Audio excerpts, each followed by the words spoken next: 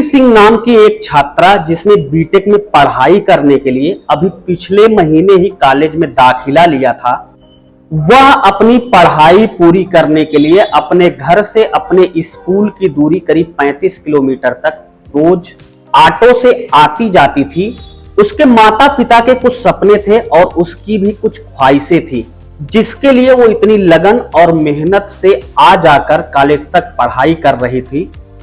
अभी उसे कॉलेज तक आते जाते एक भी महीना नहीं बीता था कि अचानक कुछ ऐसा घटा कि कीर्ति एक दिन स्कूल तो आई पर वापस लौटकर दोबारा ना जा सकी और कीर्ति सिंह का पूरे परिवार का सपना देखते देखते ही चकनाचूर हो गया और कीर्ति सिंह ने दुनिया को अलविदा कह दिया। आखिर क्या है कीर्ति सिंह की मौत का पूरा राज और कीर्ति सिंह की मौत की कहानी में कौन कौन है मुजरिम, जानेंगे एक एक करके सब कुछ इस कहानी में।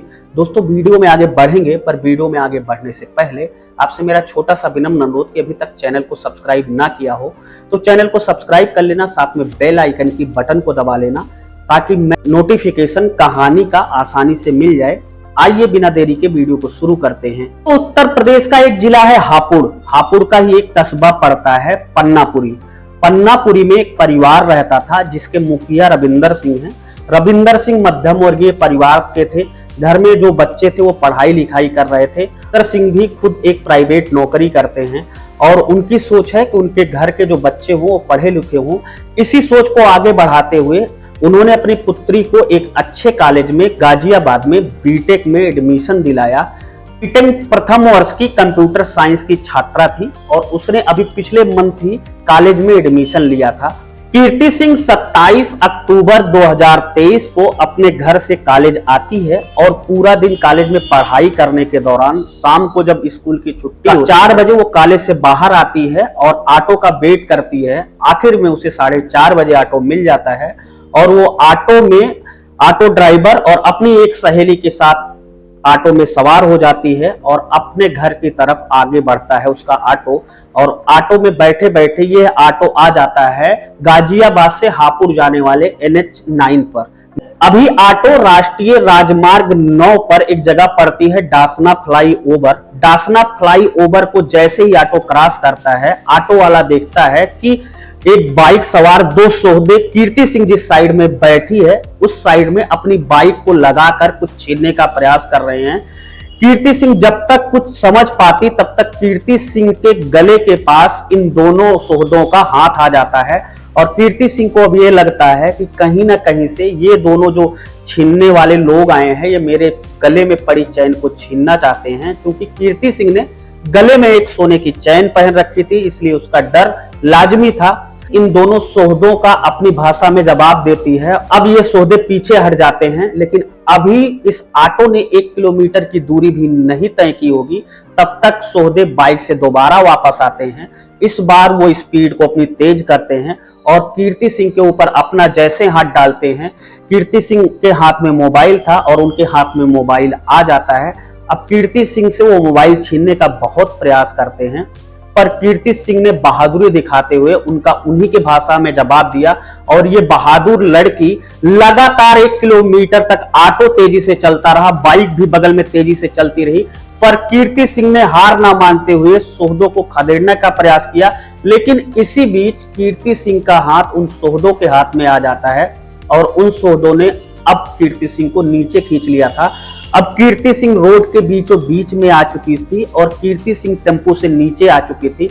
अब सोहदों ने जब देखा कि लड़की चलती टेम्पो से नीचे आ गई है और वो 20 से 25 मीटर की दूरी तक घसीटते हुए जा रही है, तब वो डर के वहां से भाग खड़े हुए। टेम्पो वाले ने अपना टेम्पो रोका और रोड के किनारे लगाया और दौड़कर कीर्ति सिंह को उठाया। तब तक कीर्ति सिंह के शरीर से काफी सारा खून बह चुका था। अब कीर्ति सिंह के साथ सवार उसी टेम्पो में उसकी सहेली और टेम्पो वालों दोनों ने मिलकर किसी तरह कीर्ति सिंह को टेम्पो पर बैठाया और वहां के एक हॉस्पिटल में एडमिट कराया। कीर्ति सिंह को जब एडमिट किया जाता है तो डॉक्टर पहले तो औपचारिक तौर पर जो भी इलाज होता है वो इलाज करते हैं, पर जब उन्हें ये लगता है कि ये मामला उनके बस में नहीं है, ये मामले को कंट्रोल अच्छी तरीके से नहीं कर सकते हैं और इस छात्रा की जान पर बात बन आएगी, तो वो इसे रिफर करने की कोशिश करते हैं और अंततः वो समय आता है जब कीर्ति सिंह को उस हॉस्पिटल से रिफर कर दिया जाता है कि कीर्ति सिंह गाजियाबाद में पढ़ती थी। तो जो जिस हॉस्पिटल से कीर्ति सिंह को रिफर किया गया वहीं को यशोदा हॉस्पिटल भर्ती कराया जाता है। और ये बात अब धीरे धीरे लोगों के मुंह से होते हुए सोशल मीडिया पर आग में घी डालने का काम कर रही थी। धीरे धीरे ये बात पूरे इंडिया में तेजी से फैल गई सोशल मीडिया के माध्यम से, और कहीं ना कहीं से न्यूज चैनलों ने भी इसे कवर करना शुरू कर दिया। अब ये सारी बात योगी आदित्यनाथ तक पहुंच चुकी थी, जो उत्तर प्रदेश के मुख्यमंत्री हैं।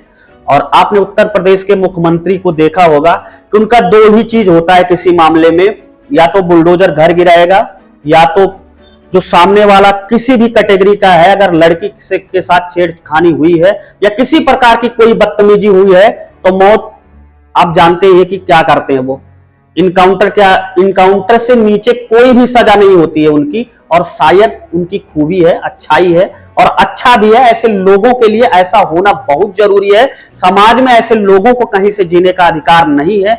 आखिर में जो योगी आदित्यनाथ ने किया, आगे वीडियो में सुन के आप उनकी प्रशंसा करना बोलेंगे। मैं इसलिए प्रशंसा कर रहा हूं कि ऐसे लोगों के साथ ऐसा करना चाहिए। मेरा भारतीय जनता पार्टी से कोई मतलब नहीं है, ना ही मैं भारतीय जनता पार्टी का कोई सदस्य हूं। मैं आपको इसलिए बता रहा हूं कि जो सही है वो सही है और जो गलत है वो गलत है। आते हैं वीडियो पर, शुरू करते हैं कहानी को। योगी आदित्यनाथ को सारी बातें पता चल चुकी थी और योगी आदित्यनाथ ने गाजियाबाद पुलिस में दम करना शुरू कर दिया था। योगी आदित्यनाथ ने गाजियाबाद के पुलिस अधीक्षक को सख्त लहजे में समझाया है, जैसे करना है, जो भी करना है, 24 घंटे के अंदर हमें परिणाम देना है। ये एक बीटेक से जुड़ी छात्रा का, एक लड़की से जुड़ा मामला है, इसलिए हम इसमें किसी भी प्रकार की कोई कोताही नहीं बरत सकते हैं। 28 अक्टूबर 2023 यानी घटना के अगले दिन गाजियाबाद के यशोदा हॉस्पिटल में कीर्ति सिंह की तबीयत और ज्यादा खराब हो जाती है। अब जैसे जैसे कीर्ति सिंह की तबीयत खराब हो रही थी, वैसे वैसे उत्तर प्रदेश पुलिस के हाथ पांव फूल रहे थे कि आखिर मैं इस पूरे मैटर का मुख्यमंत्री जी को क्या जवाब दूंगा। पास कोई ऐसा पुख्ता सबूत या कोई ऐसा पुख्ता गवाह नहीं था जिसके बेसिस पर वो दोनों शोधों की पहचान कर पाते। टीराकड़र सीसीटीवी से पुलिस करती है, आप जानते ही हैं। पुलिस ने यहां भी सीसीटीवी की मदद ली और सीसीटीवी की मदद से इन दोनों शोधों को खोज निकाला। जितेंद्र उर्फ जीतू निवासी कल्लागढ़ी मसूर और बाबिल उर्फ बलबीर के रूप में की। पुलिस को अब इनका नाम और इनकी शनाख्त सही तरीके से पता चल चुकी थी, इसलिए अब पुलिस की राह आसान हो चुकी थी। पुलिस ने इनको पकड़ने के लिए कई जगह पर छापेमारी की। इनके रिश्तेदारों के घर पर इनके फोन के कॉल डिटेल, इनके फोन की लोकेशन सब कुछ खंगाली, लेकिन पुलिस को सिर्फ ढाक के 3 पात वाली कहावत चरितार्थ हुई और पुलिस को कोई भी सफलता नहीं मिली। 28 अक्टूबर 2023 को शाम होते होते गाजियाबाद की पुलिस को एक फोन आता है जिसने गाजियाबाद पुलिस का ये काम और सरल कर दिया।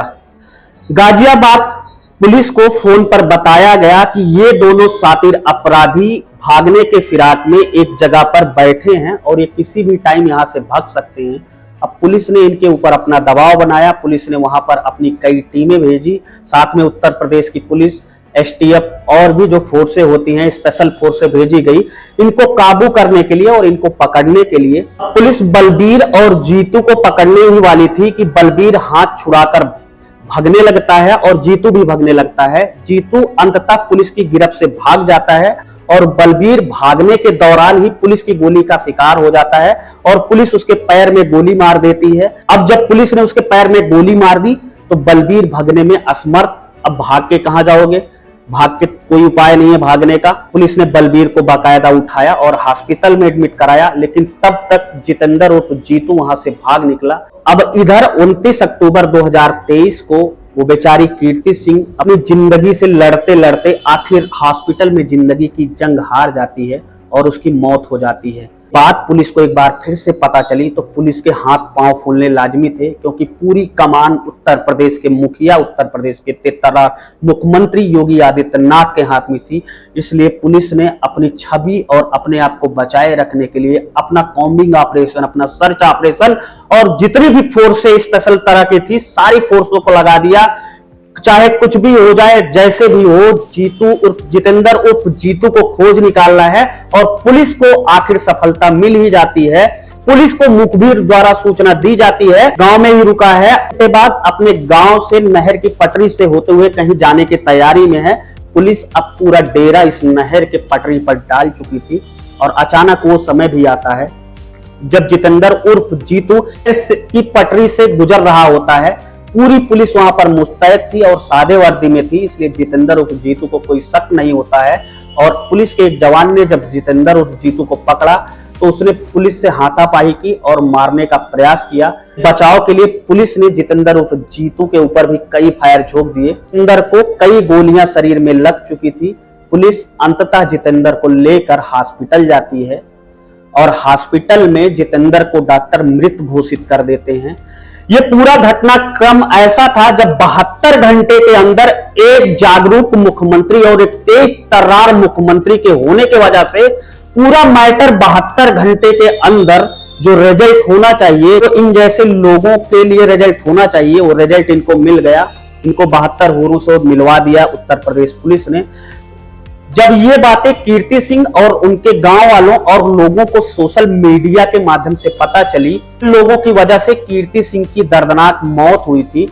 उनको योगी आदित्यनाथ के कहने के बाद पुलिस ने मौत के घाट उतार दिया है। तो लिखी बात निकल रही थी कि कुछ भी हो, योगी आदित्यनाथ इन सब मामलों में बहुत सख्ती से निपटते हैं और हमेशा अच्छा रिजल्ट देने की कोशिश करते हैं। आपने इस मामले में भी देखा होगा, मात्र 72 घंटे के अंदर योगी आदित्यनाथ के सजग होने के दौरान उत्तर प्रदेश पुलिस ने ना ही हत्यारों को खोजा बल्कि उन्हें उनके रिजल्ट तक पहुंचा दिया। दोस्तों, ये छोटी कहानी आपको कैसी लगी और इन लोगों के बारे में आपका क्या कहना है, कमेंट बॉक्स में आप अपनी राय हमें जरूर बताएं। मिलूंगा ऐसी एक कहानी के साथ आपको जल्द ही। तब तक के लिए जय हिंद, वंदे मातरम।